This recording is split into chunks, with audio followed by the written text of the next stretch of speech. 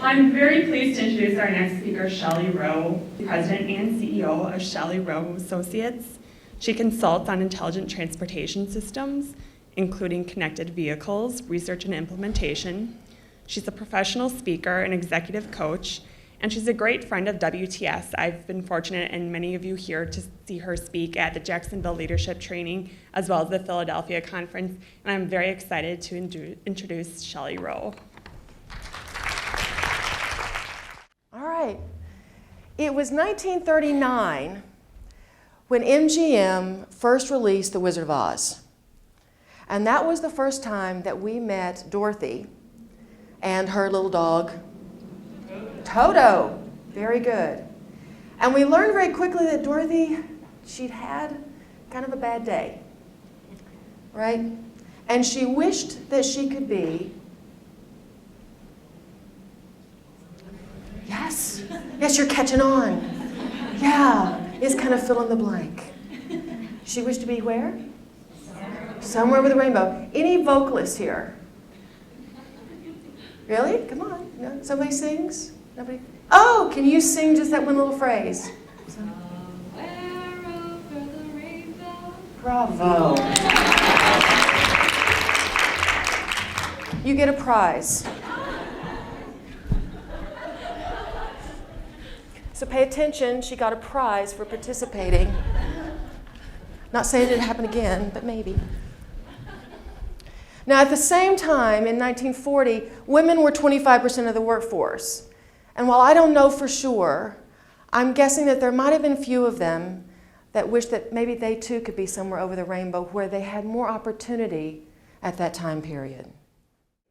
Now, I posit to you that Dorothy was headed to the Emerald City because she believed that that's where her future lay. Her hope for the future, for what she wanted for herself, was in Oz. And so off she went. Now, I do think we need to pause just to recognize that Dorothy did an across Oz hike wearing sparkly, high-heeled red pumps. It just needs to be acknowledged. Now, we also know that Dorothy did not travel alone. She had some traveling companions. And if you recall, those traveling companions felt like that in some way they were not enough. Do we ever feel like we're not enough? Is anybody that? Here's the situation. Women have been at least 50% of the college graduates since the 1980s. Do the math. The 1980s, there's plenty of time for women to have moved up into senior leadership positions. But where are we? 50% college graduates, 20% of women holding global parliamentary seats, 18% of women in the Congress, 16% of women holding corporate board seats, 4% of women on Fortune 500 CEOs. And here's one of the latest statistics. It's actually in the article from Harvard Business Review that we reprinted for you. 17 of the Fortune 100 companies have no women in the top 10 positions.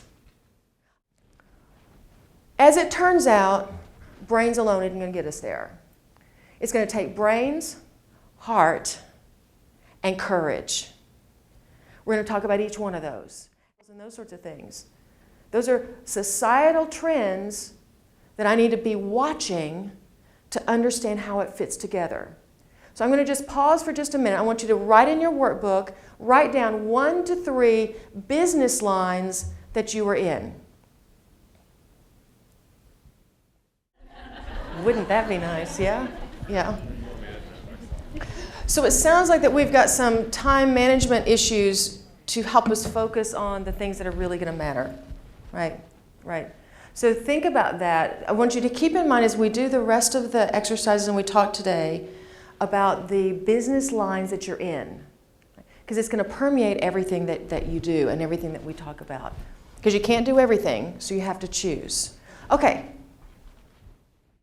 All right, so all of this is really kind of interesting and fun, but this is the question. What is your brand? What is your brand? So in your workbook, I think it's probably page 3, is that right? So I want you to first, by yourself, write down 3 to 5 adjectives that describe the brand that you want people to think of before you walk in the door. And then we're going to, again, get into pairs and we're going to talk about it. Okay? When people walk in the door of your office, does that communicate your brand? Even your posture communicates your brand. Everybody stand up.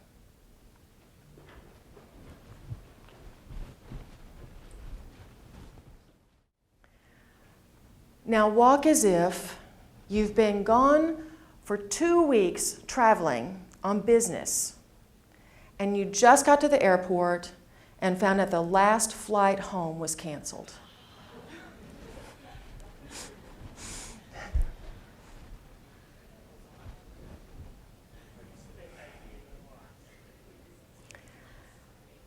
Now think about those adjectives that are your brand. Think about those adjectives and walk as if you are your brand.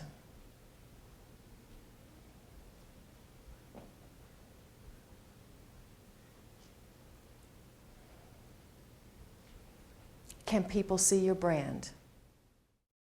I ask you just to identify some situation, and by the way, this happens all the time in your personal life. That's a whole different deal. I mean, it's basically the same, but it's a whole lot more like therapy. So I'll ask you to focus today on a work situation where you overreacted to something that should have been inconsequential, or at least small. Okay? So your body is your first clue to a trigger and something that will cause you to overreact. That means that the more you understand about how you respond and react to situations and can be attentive to it, the better off you are and the more you're able to intervene. Right? So there's a word for that. It's called somatic markers. Soma is the Latin word for body. And so these markers are called somatic markers. And you need to understand yours. Okay, are you ready? So no talking, maintain eye contact, noticing people, observing people you're just going to notice in your body. Active people, cross your arms, maintain eye contact as you turn your head 30 degrees to the right and tilt it slightly back, as though you're looking down your nose at your partner.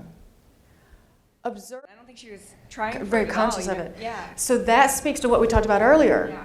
You know, so your body, that neurological system that is your body, is connected to your brain. So as you change your posture, as you change your behavior, it's rewiring your brain in that moment. So as you're folding your arms, right, your body didn't lie. That's the other thing, your body didn't lie. So when you fold your arms, then it's sending a certain message to your brain. And so that's what you're observing, is that it then permeated the rest of the neurological system. So just imagine how many times you've walked into a meeting and you've done that to the people in the room. Isn't that crazy? Yeah, first time I did this actually, I was like, oh my goodness, I've been inflicting pain all this time and I didn't realize it. So what I'm going to have you do is go back to your papers, and I want you to now think about that trigger that you wrote down, that time that you overreacted. And see if you can kind of remember it, replay it a little bit, and see if there's any of those somatic markers that you can pick up, that in remembering it, you go, oh, I could have noticed that. You see, that's the thing. If you can notice it, then you go, oh, it's starting. The thing in my gut is starting. I have to get this to stop. I have to get the situation to stop. So think about it for just a minute, and then we'll talk some more. 79% of men feel they have to be careful when giving feedback to women. 82% of women want feedback. We've got a little disconnect there. We also have a disconnect with this one. 72% of men say that women ask too many questions. 80% of women use questions to build consensus, show concern, or offer feedback. Yet another disconnect. So here's the thing with the disconnects. To be able to call them out and put them on the table, that helps resolve the disconnects.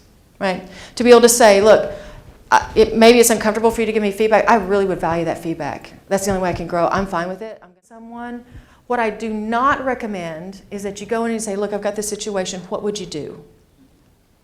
I would not do that because it puts you in a box. So they'll tell you what they would do, right? They tell you. But if that doesn't fit you, because you're not them, if it doesn't fit you, then you're in a situation of saying, well, thank you for that advice and your time, but I'm not going to take it. Right? Awkward. Awkward. You can just phrase it differently.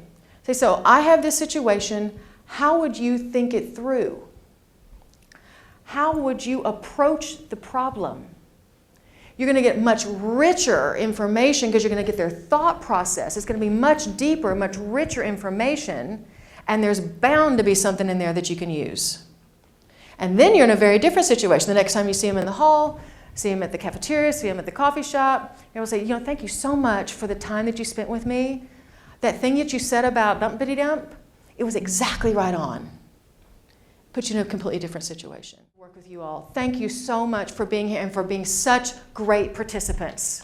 Bravo.